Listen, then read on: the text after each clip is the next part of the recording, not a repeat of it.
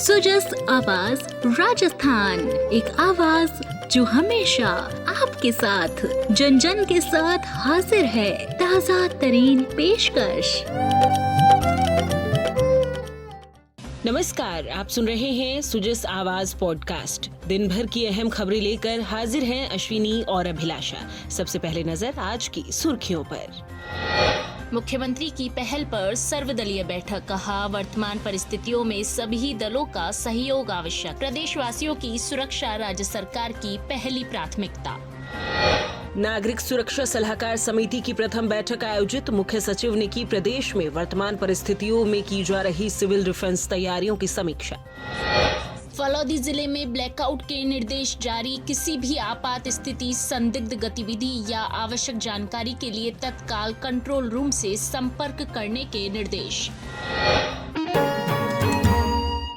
और अब खबरें विस्तार से। मुख्यमंत्री श्री भजनलाल शर्मा ने कहा कि भारत और पाकिस्तान के बीच उत्पन्न वर्तमान परिस्थितियों को देखते हुए प्रदेश और प्रदेशवासियों की सुरक्षा राज्य सरकार की पहली प्राथमिकता है। उन्होंने कहा कि हम परिस्थितियों का विश्लेषण कर सभी व्यवस्थाएं सुनिश्चित करने के लिए अहम निर्णय ले रहे हैं। इसमें सरकार को सभी दलों का सहयोग मिलना बेहद आवश्यक है। श्री शर्मा आज मुख्यमंत्री कार्यालय में सर्वदलीय बैठक को संबोधित कर रहे थे। उन्होंने सभी दलों से एकजुटता और आपसी सामंजस्य स्थापित करने का आह्वान करते हुए कहा कि प्रदेश हित में सरकार के साथ मिलकर कार्य करें। उन्होंने कहा कि हम प्रदेश में किसी भी स्थिति का सामना करने के लिए तैयार हैं। मुख्यमंत्री ने कहा कि सीमावर्ती जिलों में मानव संसाधन की आवश्यकता को देखते हुए सभी रिक्त पदों को तुरंत भरने की कार्यवाही की जा रही है। श्री शर्मा ने कहा कि किसी भी प्रकार की आपात स्थिति में परिवहन, शिविर, दवाइयां, उपकरण, प्रभावितों के लिए भोजन सहित अन्य जरूरी कार्यों के लिए पश्चिमी राजस्थान के बाड़मेर, बीकानेर, जैसलमेर, श्रीगंगानगर, जोधपुर, हनुमानगढ़ और फलौदी जिलों के लिए रिवॉल्विंग फंड उपलब्ध करवाया गया है। श्री शर्मा ने सभी दलों से अपील करते हुए कहा कि अपनी पार्टी के कार्यकर्ताओं और वॉलंटियर्स के साथ संपर्क में रहें और राज्य सरकार द्वारा आयोजित ब्लड डोनेशन, रेस्क्यू कार्यक्रमों, ब्लैकआउट और अन्य व्यवस्था से जुड़े मामलों में सहयोग करें। उन्होंने कहा कि हम सब की सावधानी और सतर्कता प्रदेश की सुरक्षा के लिए बेहद महत्वपूर्ण है। इस दौरान विभिन्न दलों के नेताओं ने कहा कि वे वर्तमान परिस्थिति में पूरी तरह राज्य सरकार के साथ हैं। उन्होंने केंद्र सरकार द्वारा की गई जवाबी कार्रवाई और वर्तमान परिस्थितियों में केंद्र और राज्य सरकार की तैयारियों की सराहना करते हुए विभिन्न सुझाव दिए। माननीय मुख्यमंत्री जी ने सर्वदलीय बैठक बुलाई, जिसमें सभी दलों के नेता आए और उन सभी नेताओं से आग्रह किया और उनको बताया गया कि हमने अभी सरकार के द्वारा हम क्या क्या व्यवस्थाएं कर रहे हैं, क्या क्या हम कर रहे हैं। और आग्रह उनसे ये भी कहा गया कि आपके जितने भी जनप्रतिनिधि है, आपके संगठन के नेता हैं, उनसे भी एक एक चीज़ की जानकारी लेते हुए और इस परिस्थिति का हम किस तरह से सामना करें, उनके सुझाव भी मांगे गए, जो सुझाव सभी दलों के नेताओं ने दिए हैं। निश्चित रूप से हमारे मुख्यमंत्री जी ने सभी सुझावों के लेके और उनको क्रियान्वित करने के लिए कहा है और हम सब मिलकर इस परिस्थिति का हम सामना करें और हमारी सेना का उत्साह बढ़ाए। राजस्थान सुदूर जिला है, पश्चिमी पाकिस्तान से और पूर्वी पाकिस्तान से पश्चिमी हमारा क्षेत्र जुड़ा हुआ, करीब 1070 किलोमीटर का हमारा बॉर्डर एरिया लगता है। यहाँ जैसलमेर, बाड़मेर, पोखरण से लगा करके फिर गंगानगर तक और हनुमानगढ़ तक का हमारा एरिया बहुत ही संवेदनशील है। इसीलिए आज सर्वदलीय बैठक बुलाई। आदरणीय टीकाराम जी जूली नेता प्रतिपक्ष के नेतृत्व में सभी दलों के लोग हाजिर हुए और सरकार की ओर से इतने दिनों में जो जो प्रयास किए गए, जो जो व्यवस्थाएं की गई, जिला प्रशासन स्तर पर हो, प्रदेश स्तर प्रशासन पर हो, उन सारी जानकारी दी गई और उन्होंने खुले मन से सरकार का समर्थन किया और कहा कि हम हर स्तर पर सरकार के साथ हैं। सबसे पहले तो मैं मुख्यमंत्री जी को धन्यवाद देना चाहूंगा कि पूरे विपक्ष के पक्ष के सभी दलों को बैठा कर उन्होंने चर्चा की। इस समय बॉर्डर पे क्या स्थिति है इसके बारे में अवगत कराया। सरकार ने क्या क्या तैयारियां की हैं उनके बारे में हमें बताया और हम लोगों के क्या सुझाव हो सकते हैं, क्या मदद हमसे हो सकती है, ये सारी बातें भी उन्होंने की। हमने अपनी तरफ से सुझाव भी दिए हैं और उनको मुख्यमंत्री जी ने काफी गंभीरता से लिया भी है। और अभी जो जिस प्रकार से तैयारियां वहां पे हैं, राजस्थान सरकार की तरफ से कोई कमी नहीं रखी जा रही है।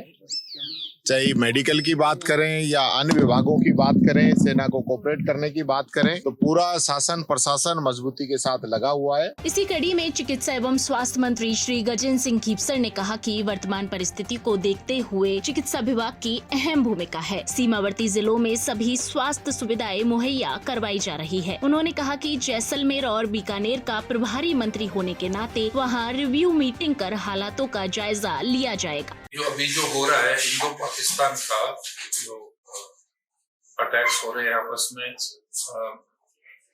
चिकित्सा विभाग की बहुत ही अहम भूमिका रहेगी इसके अंदर।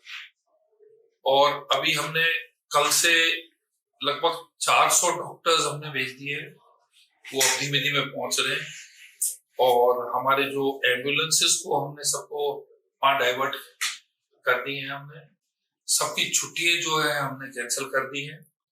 और आपके जो ऑक्सीजन की सप्लाई है, ब्लड बैंक की सप्लाई है, हर डिस्ट्रिक्ट जो हमारे जितने भी बॉर्डर डिस्ट्रिक्ट्स है, बीकानेर है, गंगानगर है, आपके जोधपुर है, आपके फलौदी आ गया, बाड़मेर आ गया, इनके अंदर पर्टिकुलरली जो है हमने जांच कर ली है कि कितने हमारे हॉस्पिटल्स हैं, कितने प्राइवेट इंफ्रास्ट्रक्चर है, बेड्स कितने हैं, वेंटिलेटर्स कितने हैं, ऑक्सीजन की सप्लाई क्या है।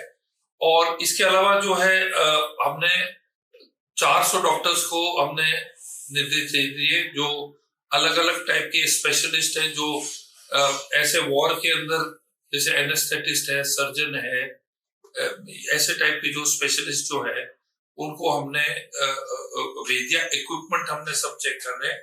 और क्योंकि मैं प्रभारी मंत्री हूँ जैसलमेर का और बीकानेर का, जो कि बहुत बड़े जिले सीमा पे लगते हैं, तो मैं अभी रवाना हो रहा हूँ और कल जो है रिव्यू मीटिंग लूंगा मैं बीकानेर में, परसों लूंगा जैसलमेर में।